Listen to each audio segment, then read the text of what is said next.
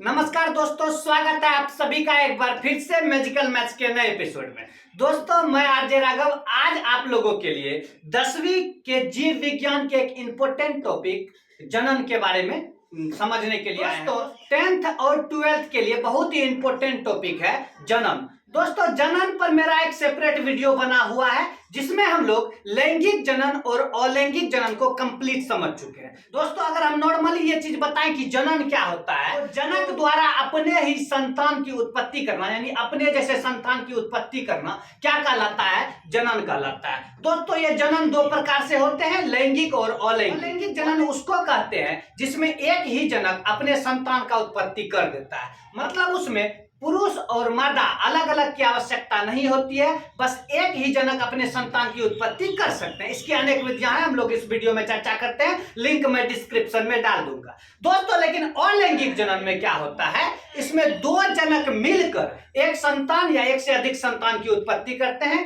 इसमें पुरुष और मादा दोनों का आवश्यकता। इस टॉपिक के बारे में डिटेल में बात करना इसलिए जरूरी है कि अक्सर लोग इस टॉपिक पे बात करने से हिचकिचाते हैं, क्योंकि उनको लगता है कि ये कुछ गलत हो रहा है या गलत बातें हो रहा है। दोस्तों हम लोग को जैसे अपने हृदय के बारे में जानना जरूरी है, अपने फेफड़ा के बारे में जानना जरूरी है, अपने किडनी के बारे में जानना जरूरी है, उसी प्रकार हम लोग को अपने ही अंग यानी कि जनन अंग के बारे में कंप्लीट जानकारी होना अत्यावश्यक है। दोस्तों जानकारी के अभाव में ही कई सारे अफवाह फैले होते हैं, कई सारे रूमर्स फैले होते हैं, और दोस्तों इस टॉपिक से बोर्ड एग्जाम में बहुत सारे प्रश्न भी पूछे जाते हैं। तो आज के इस वीडियो में हम लोग कंप्लीट मानव के जनन अंग, जनन तंत्र और जनन प्रक्रिया को कंप्लीट समझेंगे, और इससे आने वाली एक भी ऑब्जेक्टिव या सब्जेक्टिव आप लोग से नहीं छूटने वाले हैं। बस पूरा वीडियो को ध्यान से देखिएगा और कंप्लीट डिटेल्ड जानकारी आज हम लोग हासिल करेंगे। दोस्तों सबसे पहले ये आप लोग समझ गए कि मानव में जो है वो लैंगिक जनन होता है। लैंगिक जनन का मतलब इसमें पुरुष जनक और मादा जनक दोनों का आवश्यकता होता है, दोनों के संलयन से ही नए संतान की उत्पत्ति। जनन को देखा जाए ना तो वो 2-3 स्टेप से पूरा होता है। जैसे पहला स्टेप होता है युग्मकों का निर्माण, मतलब कि नर युग्मक और मादा युग्मक जिससे कि मिलकर संतान की उत्पत्ति होंगे, उसका पहले निर्माण होता है शरीर में, उसके बाद उन दोनों का संलयन होता है और उसके बाद जो है नए संतान का उत्पत्ति होता है। तो पहला स्टेप होता है युग्मकों का निर्माण। दोस्तों पुरुष युग्मक अलग होते हैं और मादा युग्मक अलग होते हैं। पुरुष युग्मक को हम लोग शुक्राणु कहते हैं। क्या कहते हैं? पुरुष युग्मक को हम लोग शुक्राणु कहते हैं और मादा युग्मक को हम लोग अंडाणु कहते हैं। मतलब ये वही युग्मक है जिसके संलयन से नए संतान का उत्पत्ति होता है। पुरुष के लिए शुक्राणु और मादा के लिए अंडाणु। अब पहले हम लोग समझेंगे कि शुक्राणु पुरुष के शरीर में बनता कैसे है और ये अंडाणु मादा के शरीर में बनता कैसे है, उसके बाद कैसे इसका संलयन होता है और कैसे नए संतान का उत्पत्ति होता है। दोस्तों अगर हम लोग अपने बढ़ते उम्र को देखें, मतलब बचपन के क्लास से 1, 2, 3, 4, 5, 6 से आगे जैसे जैसे बढ़ते हैं, तो हम लोग के शरीर में बहुत सारे परिवर्तन होते हैं। कुछ परिवर्तन तो कैजुअली होते हैं, जैसे कि हम लोग का शरीर का बढ़ना और हम लोग का थोड़ा सा मांसपेशी सबका निर्माण होना, और हम लोग थोड़ा फास्ट दौड़ पाते हैं, बहुत सारे एनर्जी ज्यादा आ जाता है शरीर में।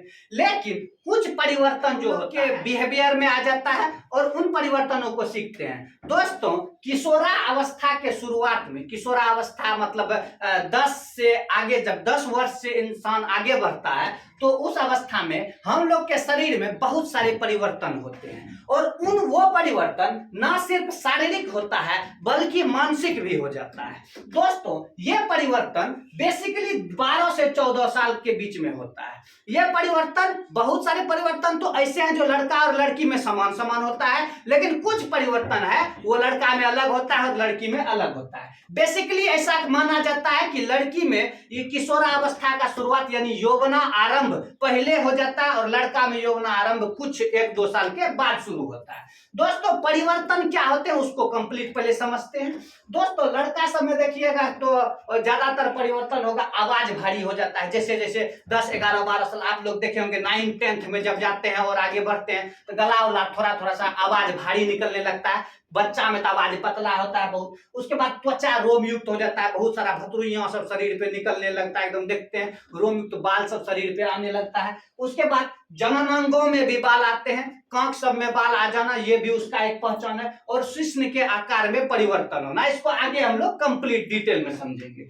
दोस्तों लड़कियों में भी बहुत सारे परिवर्तन होते हैं जो अलग होते हैं, जैसे लड़की सब का आवाज पतला हो जाना, थोड़ा ज्यादा कोमल आवाज हो जाना। उसके बाद त्वचा का तैलीय हो जाना।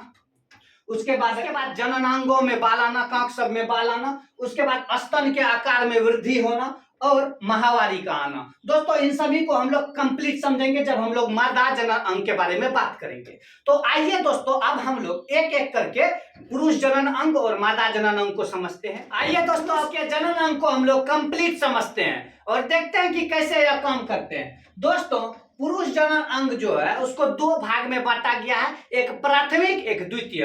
दोस्तों प्राथमिक उसको कहते हैं जो सबसे इंपॉर्टेंट होता है, मतलब वो सबसे बेसी जरूरी है। और द्वितीय उसको बोलते हैं जो उसका साथ देता है, मतलब कि सहायता करता है। दोस्तों पुरुष में जो प्राथमिक जनन अंग होते हैं जिसमें कि शुक्राणु का निर्माण होता है। दोस्तों वृषण में ही शुक्राणु का निर्माण होता है और शुक्राणु ही पुरुष युग्मक है, मतलब कि जब संतान उत्पत्ति का टाइम होता है तो सबसे इंपॉर्टेंट पुरुष युग्मक होते हैं शुक्राणु और मादा युग्मक होते हैं अंडाणु। तो शुक्राणु का जो निर्माण होता है वो कहाँ होता है, वो वृषण में होता है। दोस्तों वृषण का एक और काम है, यह एक हार्मोन भी स्रावित करता है जिसको हम लोग टेस्टोस्टेरोन हार्मोन कहते हैं। वही हार्मोन जो है पुरुष के शरीर में सभी जननीय गतिविधि को संतुलित करता है। मतलब कि दोस्तों हम लोग के शरीर में जितने भी परिवर्तन होते हैं, जितने भी विचार, जितने भी ख्याल आते हैं, सभी किस हार्मोन के वजह से होते हैं, टेस्टोस्टेरोन हार्मोन के वजह से होते हैं। दोस्तों ये टेस्टोस्टेरोन हार्मोन का भी निर्माण वृषण में ही होता है। दोस्तों तो पुरुष जनन अंग का सबसे इंपॉर्टेंट कौन हो गया, प्राथमिक अंग वृषण। वृषण में किसका निर्माण होता है,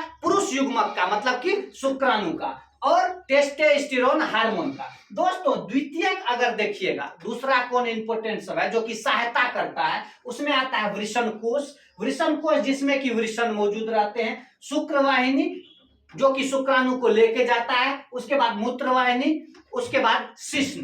दोस्तों आइए हम लोग फिगर के माध्यम से कंप्लीट समझते हैं। दोस्तों सबसे पहले समझिएगा जो सबसे इंपॉर्टेंट अंग है, अगर एक एग्जाम में क्वेश्चन पूछा जाए कि बताइए पुरुष जनन अंग में सबसे महत्वपूर्ण अंग कौन सा है, तो वृषण सबसे महत्वपूर्ण अंग है। दोस्तों उसमें एक जोड़ी वृषण मौजूद होते हैं जिसमें शुक्राणुओं का निर्माण होता है, एक जोड़ी मौजूद रहते हैं। दोस्तों वृषण जो होता है वो वृषण कोश में बंद होता है। वृषण कोश मतलब ये जो बाहर से देख रहे हैं इसमें बंद होता है। दोस्तों ये जो होता है वो शरीर से बाहर होता है, नॉर्मल शरीर के अंदर में नहीं होता है, शरीर से बाहर होता है। इसके पीछे का लॉजिक है, बिना लॉजिक का कोई काम नहीं होता है। दोस्तों शुक्राणु जो होता है ना वो बहुत हाई टेम्परेचर पे जिंदा नहीं रह सकता है। जितना हम लोग का शरीर का नॉर्मल टेम्परेचर है 37 डिग्री सेल्सियस, उतना डिग्री सेल्सियस पे शुक्राणु जिंदा नहीं रह सकता है। तो इसीलिए भगवान जो है उसको शरीर से बाहर दिया है ताकि उसका तापमान नियंत्रित रह सके और शुक्राणु जीवित रह सके।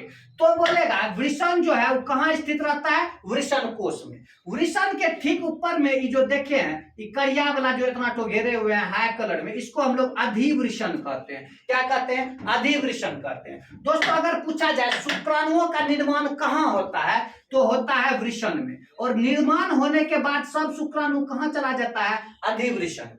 अधिवृषण में शुक्राणु जमा रहता है, अधिवृषण में शुक्राणु निर्माण होता है वृषण में और जमा रहता है अधिवृषण में।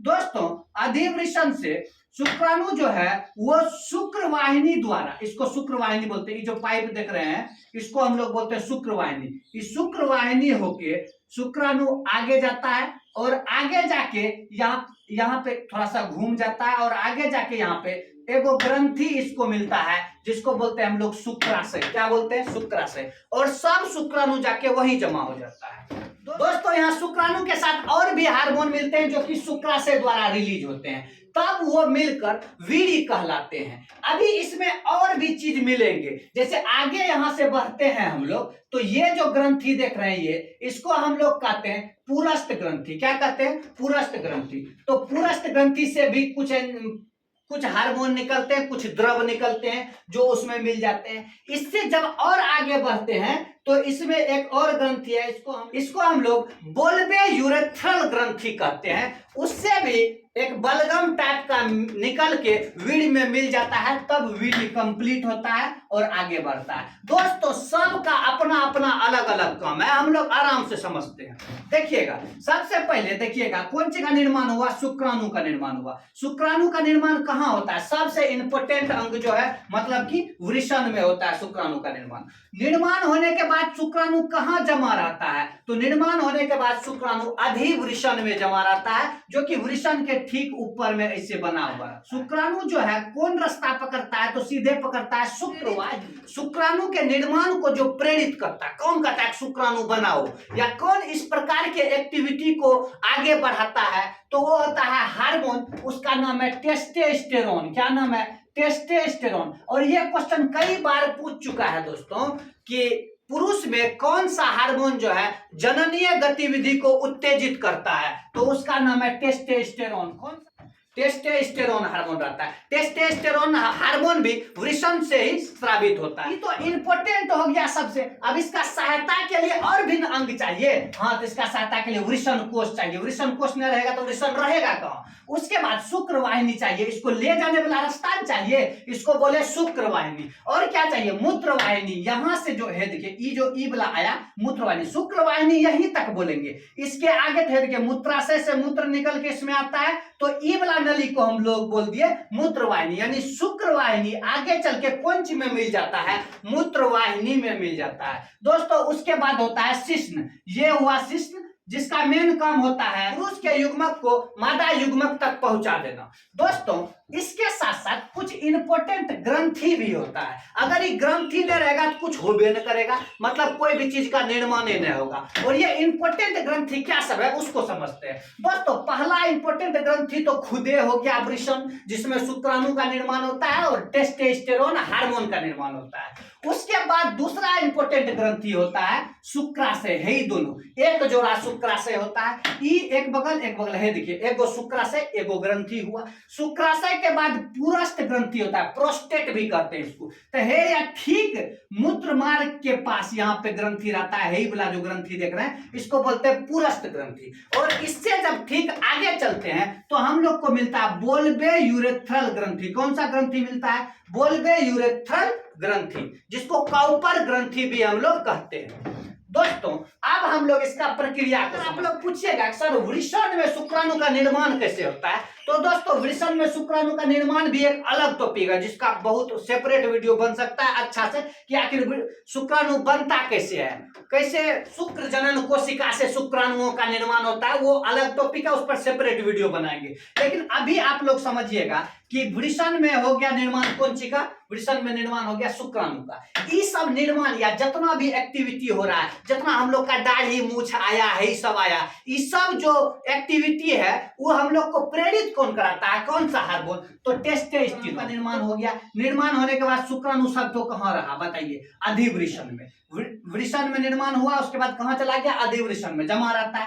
जब जरूरी पड़ता है ना तब यहां से निकल के कौन रास्ता पकड़ता है, शुक्रवाहिनी। कौन रास्ता पकड़ा, शुक्रवाहिनी। शुक्रवाहिनी से जाते जाते सीधे किसके पास पहुंचा, शुक्राशय के पास। शुक्राशय से द्रव निकलता है, ठीक, इंपोर्टेंट द्रव निकलता है, और वो द्रव जाके मिल जाता है कौन सी में, शुक्राणु में। ठीक है, अब बोलिएगा सर वो द्रव क्या करता है, वो द्रव जो है शुक्राणु को एनर्जी देता है, ऊर्जा की। तुमको बेटा अभी बहुत आगे तक जाना है, ऊर्जा उसको कौन देता है, शुक्राशय से निकलने वाला द्रव। ठीक है, उसके बाद आगे वो बढ़ता है तो आगे उसको मिल जाता है पुरस्थ ग्रंथि। पुरस्थ ग्रंथि से भी द्रव निकलता है और वो भी उसको ऊर्जा देने का काम करता है। और नॉर्मली वो थोड़ा क्षारीय होता है जो आगे के रास्ता को आसान बना देता है। दोस्तों अगर कंप्लीट समझें तो अगर बोलेगा वीर्य का निर्माण कौन ची से मिलके होता है, तो वीर्य है, वीर्य अकेला खाली शुक्राणु ने हुआ। यहां समझिएगा, वीर्य में पहले आ गया शुक्राणु, शुक्राणु में यहां से शुक्राशय से निकला द्रव वो मिल गया। ठीक है, शुक्राशय से निकला हुआ द्रव मिला, और उसमें पुरस्थ ग्रंथि से निकला हुआ द्रव मिला, और उसमें बोल्बे यूरेथ्रल ग्रंथि से निकला हुआ द्रव मिला। इस सब बापू जब मिल गया तब इसको हम लोग वीर्य या कि स्पर्म कहते हैं। तो आप समझिएगा इस सब का काम क्या होता है। पहला बात, ये सब तो एनर्जी प्रदान करता है शुक्राणु। मेन इंपोर्टेंट क्या है, शुक्राणु, शुक्राणु को ही मेन पहुंचना है, ये सब पहुंचाने में मदद करता है, समझ गए ना। जैसे कि एगो कहीं किसी को काम के लिए जाना हुआ, दो तीन गो दोस्त उसको पहुंचाने के लिए जा रहा है, क्योंकि अकेला उसको जाने में डर लगता है या अकेला जाने में खतरा है, तो शुक्राणु को ठीक जगह पर पहुंचाने के लिए ये बाकी सब काम करता है। तो शुक्राशय से निकला हुआ द्रव जो है दो तीन को एनर्जी देता है, और रास्ता में स्नेहक का निर्माण करता है। वैसे स्नेहक का निर्माण करता है बोल्बे यूरेथ्रल ग्रंथि से निकला हुआ द्रव।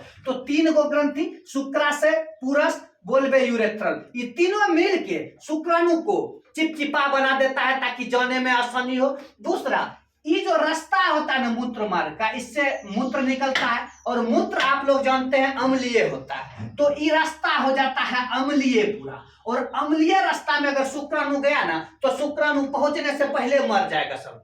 तो शुक्राणु को सेफ में जगह पे पहुंचाना है, तो वो रास्ता को जो है क्षारीय बना देता है। पहले ये रास्ता को क्या बना देता है, क्षारीय। आप लोग जानते हैं कि अम्ल को क्षार खत्म कर देता है, तो इस रास्ता को पहले क्षारीय बना देता है, मतलब रास्ता साफ कर देता है, कोई गंदा गंदगी कुछ नहीं रहना चाहिए।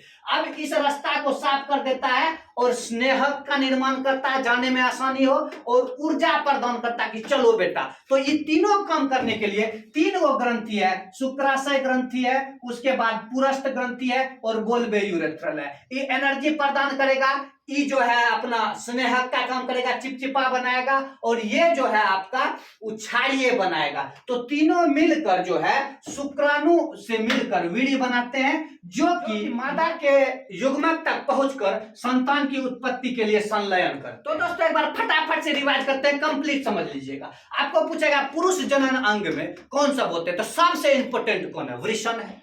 वृषण सबसे इंपॉर्टेंट है जहां शुक्राणु का निर्माण होता है, और एक हार्मोन भी वही निकलता है, टेस्टोस्टेरोन, जो सबसे इंपॉर्टेंट हार्मोन है। उसके बाद वृषण के सहायता करने के लिए और भी अंग भगवान ने दिए हैं, जैसे वृषण कोष में कि वृषण मौजूद रहते हैं, शुक्रवाहिनी जिससे कि शुक्राणु आगे बढ़ता है, मूत्रवाहिनी, और शुक्रवाहिनी जाके आगे मूत्रवाहिनी में मिल जाता है, और शिश्न जो कि मादा युग्मक तक पहुंचाने में मदद करता है। इसका काम खाली है मादा युग्मक तक शुक्राणु सबको पहुंचा देना, और कोई काम नहीं। और हाँ, मूत्र करने में भी सहायता करता है। कुछ इंपोर्टेंट ग्रंथि भी है, जैसे देखिए सबसे इंपोर्टेंट ग्रंथि तो खुद वृषण हो गया, क्योंकि यहाँ शुक्राणु का निर्माण होता है। उसके बाद दूसरा इंपोर्टेंट ग्रंथि शुक्राशय, जो कि शुक्राणु को एनर्जी प्रदान करता है। उसके बाद पुरस्थ ग्रंथि, जो कि थोड़ा चिपचिपा बनाता है आगे ताकि आसान हो, और थोड़ा क्षारीय बनाता है। बोल्बे यूरेथ्रल भी इसमें मदद करता है, चिपचिपा और क्षारीय बनाने में, यानी रास्ता ठीक करने में, यानी कि शुक्राणु को सही सलामत वहां तक पहुंचा देने के लिए। कहां तक, मादा के युग्मक। आइए दोस्तों अब मादा जनन अंग के बारे में हम लोग कंप्लीट डिटेल में समझते हैं। दोस्तों सबसे पहले तो ये समझना जरूरी है कि जैसे पुरुष जनन अंग के बारे में आप देखिए कि प्राथमिक अंग होता है जो सबसे इंपॉर्टेंट होता है, उसके बाद उसके कुछ सहायता करने वाले होते हैं। उसी तरह मादा जनन अंग में जो प्राथमिक अंग होते हैं, अगर सबसे इंपॉर्टेंट अंग पूछा जाएगा तो वो अंडाशय होते हैं। सबसे इंपॉर्टेंट अंग कौन होते हैं, अंडाशय। वहीं पे अंडाणु का निर्माण होता है। अंडाणु मादा युग्मक है, जैसे शुक्राणु पुरुष युग्मक था, उसी तरह अंडाणु मादा युग्मक होते हैं। और अंडाणु का निर्माण कहाँ होता है, अंडाणु का निर्माण अंडाशय में होता है। तो मादा युग्मक का नाम याद रखिएगा, अंडाणु। जैसे पुरुष में 2 गो वृषण पाए जाते हैं, उसी तरह मादा में 2 गो अंडाशय पाए जाते हैं, जो कि अंडाणु का निर्माण करते हैं, जो कि मादा युग्मक होते हैं। दोस्तों एक बात और समझिएगा, एक हार्मोन स्रावित होता था वृषण से, टेस्टोस्टेरोन, जो कि हर एक प्रकार के जननीय गतिविधि को नियंत्रित और संतुलित करता था। उसी तरह मादा में भी हार्मोन स्रावित होते हैं। इसमें 2 हार्मोन स्रावित होते हैं, एक एस्ट्रोजन और एक प्रोजेस्टेरोन। ये बहुत इंपॉर्टेंट क्वेश्चन है और बहुत बार पूछा गया है कि कौन से मादा जनन हार्मोन हैं। सबसे इंपॉर्टेंट कौन होते हैं, एस्ट्रोजन और प्रोजेस्टेरोन। तो 2 गो पूछेगा, एस्ट्रोजन हार्मोन किसमें पाया जाता है, ऑप्शन महिला पुरुष, तो महिला। या प्रोजेस्टेरोन पूछेगा किसमें पाए जाते हैं, तो महिला में। और आपको पूछेगा टेस्टोस्टेरोन किसमें पाए जाते हैं, तो पुरुष में। दोस्तों तो प्राथमिक अंग हो गया है ये अंडाशय, जहां अंडाणु का निर्माण होता है। उसके बाद द्वितीयक या जो सहायक अंग होते हैं जो सहायता करते हैं उसमें आता है अंडवाहिनी। अंडाणु को ले जाने वाला नली को हम लोग अंडवाहिनी कहते हैं। ही जो है इसको अंडवाहिनी कहते हैं और दो ठो नली है दोनों बगल से, इसको हम लोग क्या कहते हैं अंडवाहिनी, क्योंकि ये अंडाणु को ले जाता है। आगे का जो ये बड़का वाला हिस्सा देख रहे हैं इसी को दोस्तों हम लोग गर्भाशय कहते हैं। क्या कहते हैं गर्भाशय। और गर्भाशय से आगे वाले इस हिस्सा को हम लोग ग्रीवा कहते हैं और ग्रीवा से ठीक आगे वाला हिस्सा को हम लोग योनि कहते हैं। दोस्तों तो यहाँ पे इंपॉर्टेंट समझना क्या है कि अंडाणु मादा युग्मक कौन होते हैं, अंडाणु होते हैं। अंडाणु का निर्माण कहाँ होता है, अंडाशय में होता है। तो ये दो क्वेश्चन इंपॉर्टेंट है। उसके बाद जो हार्मोन इंपॉर्टेंट है अंडाणु के निर्माण करने के लिए, अंडाणु के निर्माण को जो प्रेरित करते हैं वो दो ठो इंपॉर्टेंट हार्मोन का नाम बताइए, एस्ट्रोजन और प्रोजेस्टेरोन। दोस्तों आप यो पूछ सकते हैं कि सर पुरुष में एक गो हार्मोन था इसमें दो गो हार्मोन क्यों, क्योंकि इसमें काम बहुत होता है ना। एस्ट्रोजन का मेन काम होता है कि जननीय गतिविधि को नियंत्रित करता है और प्रोजेस्टेरोन भी वही काम करता है, लेकिन ये आगे गर्भ के टाइम में महिलाओं का बहुत सारा चीज को नियंत्रित करता है प्रोजेस्टेरोन। दोस्तों पुरुष के वृषण में जो है वो लाखों करोड़ों शुक्राणु का निर्माण होते रहता है, वो एकदम गतिविधि है। लगभग 27 दिन में शुक्राणु नया नया का निर्माण होते रहता है, मतलब करोड़ों अरबों शुक्राणु का निर्माण होते रहता है, वहां कोई दिक्कत नहीं है। लेकिन मादा में क्या होता है कि 28 दिन पे जो है एक गो अंडाणु का निर्माण होगा, एक गो अंडाशय से। आप बोलिएगा सर दोनों अंडाशय से अंडाणु का निर्माण होता है, जी नहीं, एक कहाँ एक ही होता है। जैसे कि मान लीजिए ये महीना ये अंडाशय से अंडाणु का निर्माण हुआ तो अगला महीना जो है ये अंडाशय से अंडाणु का निर्माण होगा। वो हर एक महीना 28 दिन पर जो होता है ये निर्माण होते रहता है। अब निर्माण होगा तो बोलिएगा सर जाएगा कहाँ, जैसे कि पुरुष में जो निर्माण होता है शुक्राणु का तो वो जमा रहता है अधिवृषण में, आगे जा शुक्राशय में, लेकिन इस सब में जो है अंडाणु जमा नहीं रह पाता है। देखिए 28 दिन के बाद, मान लीजिए 28 दिन के बाद इसमें अंडाणु का निर्माण हुआ, ये क्या है अंडाशय है। अंडाशय में कौन चीज का निर्माण होता है, अंडाणु का। यहाँ अंडाणु का निर्माण हुआ, अभी जब अंडाणु 28 दिन हो जाएगा नहीं पूरा बढ़िया से परिपक्व हो जाएगा, तब ये अंडाणु जो है अंडवाहिनी देके निकल जाएगा। अंडवाहिनी देके निकलता है और निकलते निकलते अब देखिए दोस्तों अगर संलयन होता है, मतलब इसके यहाँ पर निकलते निकलते कहां तक पहुंचते पहुंचते अंडवाहिनी तक पहुंचते पहुंचते शुक्राणु भी यहां तक पहुंच जाता है ना, शुक्राणु भी यहां तक पहुंच जाता है, तो संलयन यही होता है। और यहां से वो इंपॉर्टेंट क्वेश्चन आता है कि युग्मकों का संलयन, मतलब नर युग्मक शुक्राणु और मादा युग्मक अंडाणु, ये दोनों का संलयन आखिर होता कौन जगह पे है, तो यही जगह पे होता है, इसको बोलते हैं अंडवाहिनी। इस जगह का और एक नाम है फिलोपियन नलिका। तो कई बार क्वेश्चन पूछे जाते हैं युग्मक, मानव में युग्मकों का संलयन कहाँ होता है, तो याद रखिएगा मानव में युग्मकों का संलयन कहाँ होता है, फिलोपियन नलिका में। लेकिन सर ये बताइए कि अगर नहीं पहुंचा शुक्राणु यहाँ पर, जरूरी तो नहीं शुक्राणु पहुंचिए जाएगा, अगर शुक्राणु यहाँ तक नहीं पहुंचा तब क्या होगा, हाँ तब क्या होगा, तब ये जो है अंडाणु ये धीरे धीरे आगे बढ़ के यहाँ पे पहुंच जाएगा और धीरे धीरे करके यहाँ से निकल जाएगा बाहर। और इसी घटना को हम लोग दोस्तों माहवारी यानी कि पीरियड कहते हैं। तो लड़कियों में 10 से 12 साल की उम्र के बाद पीरियड शुरू हो जाते हैं, जो कि 3 से 4 दिन तक प्रत्येक महीना में चलता है। दोस्तों प्रत्येक महीना में इसलिए चलता है कि हर महीना में अंडाणु का निर्माण होता है और हर महीना में अंडाणु का निर्माण होने के बाद इसको यहाँ से निकलने में 3 से 4 दिन लगते हैं, किसी में 5-6 दिन हो सकता है। बेसिकली ये 3 से 6-7 दिन का पीरियड होता है, जिसको हम लोग कहते हैं कि ये अंडाणु यहाँ से निकलता है। इसको हिंदी में माहवारी भी कहा जाता है। दोस्तों अभी समझिएगा कि यहां से खाली अंडाणु सर निकलता है, जी नहीं, इस घटना को अच्छा से समझिएगा। दोस्तों जैसे ही अंडाणु का निर्माण अंडाशय में होता है हर एक महीना एक को, ठीक तभी के टाइम में गर्भाशय में भी एक दीवार का निर्माण होता है।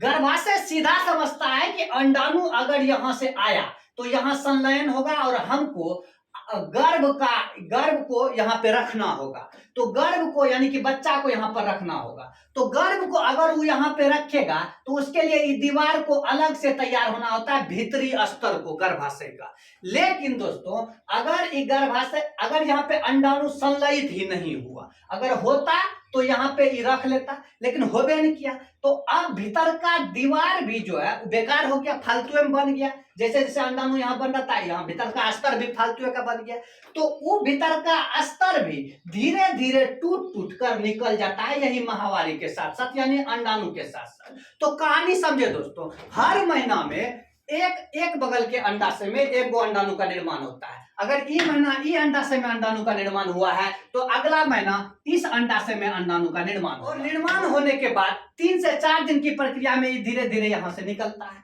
अगर उसका फिलोपियन नलिका से गुजरने के टाइम तक शुक्राणु यहां पहुंच गया तो यहां पे संलयन होगा, और उसके आगे की कहानी हम बताएंगे। लेकिन अगर संलयन नहीं हुआ तो यहां से निकल जाएगा। यहां गर्भाशय का भीतरी दीवार भी फालतू का बन गया। ये भी हर एक महीना भीतरी दीवार बनना है, क्योंकि वो सीधा समझता है कि हमको गर्भ पालना है, इस चलते यहां भीतर का दीवार बनता है। लेकिन अगर यहां पे संलयन नहीं हुआ तो ये भीतर का दीवार फालतू का हो गया। गर्भाशय का भीतर में जो नया दीवार बना है तो वो दीवार भी जो है धीरे धीरे टूट कर निकल जाता है माहवारी यानी कि पीरियड के साथ। दोस्तों इसीलिए कहा जाता है कि लड़कियों को खास करके पीरियड के टाइम में खाना पीना का बहुत अच्छा से ध्यान रखना चाहिए। आप लोग समझते हैं ना, ये पूरा स्तर बनता है हम लोग के एनर्जी से, ऊर्जा से, और इसको बनने में अंडाणु के निर्माण में भी बहुत सारा एनर्जी लगता है। तो उस टाइम में खाना पीना का अच्छा से ध्यान रखना चाहिए। फ्रूट्स, फल, बहुत अच्छे अच्छे भोजन करने चाहिए। और ये नॉर्मल समाज में जो है ना इसको बहुत गलत माना जाता है, इसका चर्चा करना भी दुर्लभ माना जाता है। आदमी सब इसके विषय में बात भी करना नहीं चाहता है, जबकि ये बिल्कुल नेचुरल और प्राकृतिक है, ये नॉर्मल घटना है। जैसे पसीना उसीना आता है हम लोग को, जैसे उल्टी उल्टी होता है हम लोग को, वैसा ही एक नॉर्मल घटना है पीरियड का होना। और इसको लोग बहुत ज्यादा हाइप बना देते हैं, इसके बारे में बात करने से दिक्कत करते हैं, तो ये आगे जाके बहुत सारा प्रॉब्लम करता है, बहुत सारा भ्रम को फैलाता है। जबकि ये बहुत ही नॉर्मल घटना है और इसके प्रति आदमी को और गार्जियनों को और सभी को सजग होना चाहिए। और चूंकि हम लोग अब 9th-10th क्लास में पहुंच चुके हैं तो हम लोग को खुद ही सजग हो जाना चाहिए इसके प्रति। इसमें कोनो बड़का बात नहीं है। हर महीना जो है एक अंडाणु का निर्माण होना है अंडाशय से। अंडाणु का काम है निषेचन होना फिलोपियन नलिका में, लेकिन शुक्राणु अगर नहीं पहुंचा तो वहां निषेचन नहीं होगा। निषेचन नहीं होगा तो वो धीरे धीरे निकल जाएगा। इधर अंडाणु के स्वागत के तैयार में गर्भाशय का दीवार भी तैयार था अपना बन के रेडी, लेकिन देखा कि अंडाणु अकल ले आ गया, संलयन होबे नहीं किया। बोला ठीक है चलो हम भी साथे चलते हैं, और सब गोटा मिल के माहवारी यानी कि पीरियड के साथ निकल गया। फटाफट से रिकैप करते हैं। देखिए अगर पूछेगा मादा जनन अंग का सबसे इंपोर्टेंट अंग बताइए, अंडाशय। अंडाशय हो गया। और पूछेगा कि मादा युग्मक कौन होते हैं, अंडाणु होते हैं। बोलेगा कि मादा युग्मक अंडाणु का निर्माण कहाँ होता है सर, अंडाशय में होता है। कितने अंडाशय होते हैं, 2, एक जोड़ी कह सकते हैं। उसके बाद इसके सहायक अंग कौन है, अंडवाहिनी। अंडवाहिनी को ही फिलोपियन नलिका कहते हैं। उसके बाद गर्भाशय, गर्भाशय के बाद बीचल का हिस्सा थोड़ा सा ग्रीवा बोलते हैं, और आगे का हिस्सा को बोलते हैं योनि। आइए दोस्तों अब हम लोग कंप्लीट समझते हैं कि कैसे आखिर युग्मकों का संलयन होता है और संतान की उत्पत्ति होता है। दोस्तों हम लोग देख लिए कि कैसे शुक्राणु का निर्माण होता है पुरुष में, और अंडाणु का निर्माण होता है किसमें, मादा में। शुक्राणु और अंडाणु का जो संलयन होगा ना, इस प्रक्रिया को ही हम लोग निषेचन करते हैं। दोस्तों नॉर्मल समझे आप कि हर महीना एगो अंडाणु का निर्माण यहाँ से होता है, और ये देखिए निर्माण का प्रक्रिया में टाइम लगता है। जैसे कि 15 से 16 दिन के अंदर में जो है अंडाणु बन के तैयार हो जाता है, और उसके बाद दोस्तों आने वाले 4-5-6 दिन में ये धीरे धीरे बाहर निकल जाता है। लेकिन अगर अंडाणु बनने के, और वो बेचारा अंडाणु यहाँ पे 4-5-6 दिन रहता है फिलोपियन नलिका में, लगभग ये बीच से निकलते निकलते इसको 4-5 दिन लग जाता है, ठीक। और उस टाइम में अगर शुक्राणु यहाँ प्रवेश कर जाता है दोस्तों, एक बार वीर्य यानी कि स्पर्म में लगभग 10 लाख उससे भी ज्यादा शुक्राणु मौजूद रहते हैं, और सब शुक्राणु जो है यहाँ प्रवेश करता है गर्भाशय में, योनि के माध्यम से गर्भाशय में प्रवेश करता है। और शुक्राणु के बारे में अगर समझे कि शुक्राणु मौजूद होता है युग्मक, उसके बाद एक वो पूछ रहता है, खाली इसमें माइटोकॉन्ड्रिया रहता है जो ऊर्जा देगा, उसको भागना न है तो ऐसे तैरते तैरते तैरते आगे भागता है। तो एक बार आने के बाद इसमें टोटल कितना शुक्राणु निकल जाएगा, 10 लाख उससे भी ऊपर। लेकिन सर क्या 10 लाख शुक्राणु जाके वहां संलयन करेगा, तो जी नहीं, ये 10 लाख में एक होगा किस्मत होगा जो जाके वहां पे संलयित होगा। अब 10 लाख आया, लेकिन सबको रास्ता तो देखा हुआ है नहीं, तो कुछ शुक्राणु इधर चल गया, कुछ शुक्राणु उधर चल गया, कुछ दीवार में रह गया, कोई यहीं सटा हुआ रह गया, कोई वहीं सटा हुआ रह गया। फाइनली अगर जो एक वो शुक्राणु सबसे पहले जाके यहां से अंडाणु से सट जाएगा ना, सबसे पहले जाके वहीं पे संलयन हो जाएगा। आप बोलेगा सर अगर कोनो दूसरा शुक्राणु भी जाके सट जाए तो जी नहीं, जैसे ही पहला शुक्राणु अंडाणु से चिपकता है ना तो वहां पे अंडाणु का अपना मुंह बंद हो जाता है, मतलब और किसी से संलयित नहीं। जरूरी तो नहीं है यही बगल का अंडाणु आया हो, कभी कभी ई बगल का अंडाणु भी आ जाता है। तो जो इधर चल गया शुक्राणु मुफ्त में मारा गया, जो इधर गया शुक्राणु उसको सुतर गया। दोस्तों शुक्राणु का जीवन काल आप लोग ले सकते हैं 4 से 5 दिन, 4 दिन तक रहता है। मतलब अगर इसमें शुक्राणु प्रवेश कर गया ना तो 4 दिन तक लगभग वो जिंदा रह सकता है। मतलब यहाँ पे मान लीजिए कि अंडाणु को आने में लेट है तो शुक्राणु यहाँ पे 4 दिन तक इंतजार कर सकता है। अगर 4 दिन के बाद भी अंडाणु आया तो दोनों में संलयन हो सकता है। दोस्तों अब आगे का बात करते हैं। जब शुक्राणु और अंडाणु दोनों संलयित हो जाते हैं ना तो सब काम रुक जाता है। अब अंडाशय में अंडाणु का निर्माण नहीं होगा।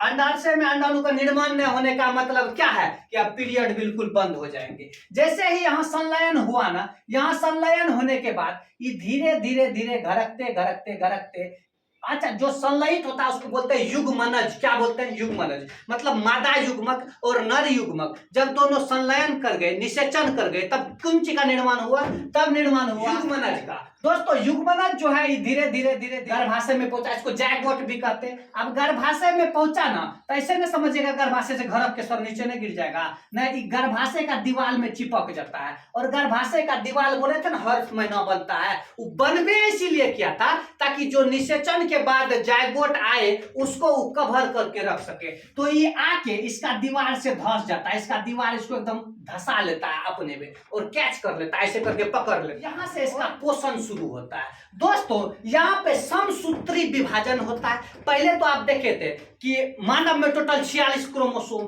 23 क्रोमोसोम अंडाणु से आया और 23 क्रोमोसोम शुक्राणु से आया। 23 क्रोमोसोम इसका और 23 क्रोमोसोम इसका, टोटल मिल गया तो टोटल क्रोमोसोम कितना हो गया? 46 हो गया। इस 46 क्रोमोसोम में 2 क्रोमोसोम होता है जो लिंग निर्धारण करता है कि होने वाला बच्चा आपका लड़का होगा कि लड़की। ध्यान से समझते हैं दोस्तों इसको। महिला में केवल XX क्रोमोसोम पाया जाता है और पुरुष में X और Y दोनों पाए जाते हैं। ये दोनों अर्धसूत्री विभाजन करेंगे तब आपस में सटेंगे। जैसे इसका एगो X आया, इसका एगो X आया तो क्या बना? XX। बताइए महिला बना पुरुष? महिला, क्योंकि पहले बोले महिला में केवल XX रहता है और पुरुष में XY रहता है। आगे इसका अगर X वाला मिला, इसका अगर Y वाला मिला तो क्या बनेगा? XY मतलब बेटा।